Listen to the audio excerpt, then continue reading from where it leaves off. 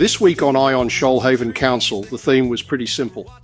When the state starts circling, council suddenly discovers process, and the rest of us get served a thick bowl of word fog.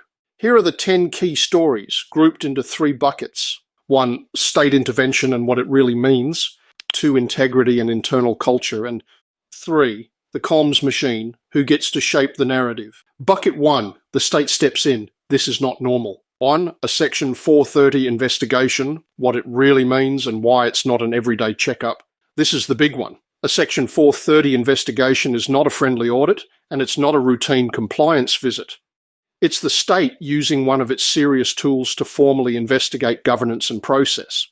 The headline point for residents is, when the Office of Local Government goes to this step, something has triggered real concern, and the outcome can range from recommendations to formal directions to bigger escalation if evidence supports it.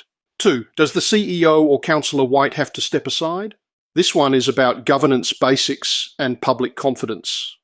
An investigation is not a finding. Nobody is guilty just because a process is under investigation. But councils also have to manage perceived conflicts and maintain trust while facts are tested. The article steps through what standing aside can mean in practice, why it's sometimes used to protect the integrity of decision-making, and why I'm staying put isn't always the smartest institutional response. 3, this wasn't a normal council meeting. This covers the extraordinary meeting convened to respond to the Minister's proposed performance improvement order. The key takeaway: this wasn't a meeting about normal service delivery. It was a meeting about the state telling council it intends to put them under a formal improvement regime, and council's response became a mix of process, positioning, and attempts to control the frame of the discussion. 4, Shoalhaven cheat sheet, what a performance improvement order actually is. This is the explainer people need. A performance improvement order isn't the same thing as a suspension, and it isn't nothing. It's basically the state saying, fix these things by these dates and prove you fixed them. It's intervention with a timetable. If the public wants the simple version, it's a step along the pathway where the state is no longer satisfied with internal promises. 5, it's just a draft until it isn't. This is about the way draft gets used as a political sleeping pill. Don't worry, folks, it's only a draft. Except drafts are how formal action starts. This article unpacks that pattern: minimize, delay, question the premise, and then act shocked later when the draft becomes an order with consequences. Bucket 2, integrity, process, and internal culture. 6, Councillor Bob Proudfoot breaks ranks. ICAC should be involved. This one matters because it's not coming from the usual critics. It's a councillor going on ABC Illawarra and laying out why he thinks senior recruitment practices have crossed a line and why he wants ICAC involved. Whether people agree with him or not, it's a signal flare, internal fracture, specific allegations about process, and a public call for external integrity scrutiny. 7, the state's pressure valve for hidden problems. This is a plain English look at what happens when councils start focusing on leaks instead of fixing what leaked. The core idea: if internal reporting systems aren't trusted or safe, problems don't surface early. They explode later, externally, and at maximum cost. It explains whistleblowing and escalation as a system outcome, not just a personality drama.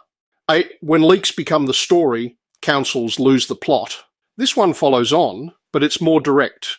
When the first organisational instinct is to hunt the leaker, the public learns something important, not about the leak, but about the culture. If your priority is punishment and secrecy, not correction and accountability, that's a governance problem in its own right. Bucket 3, the comms machine who gets to shape reality. 9, a council strategic relations job and a political name in the rumour mill. This article is about power, not admin.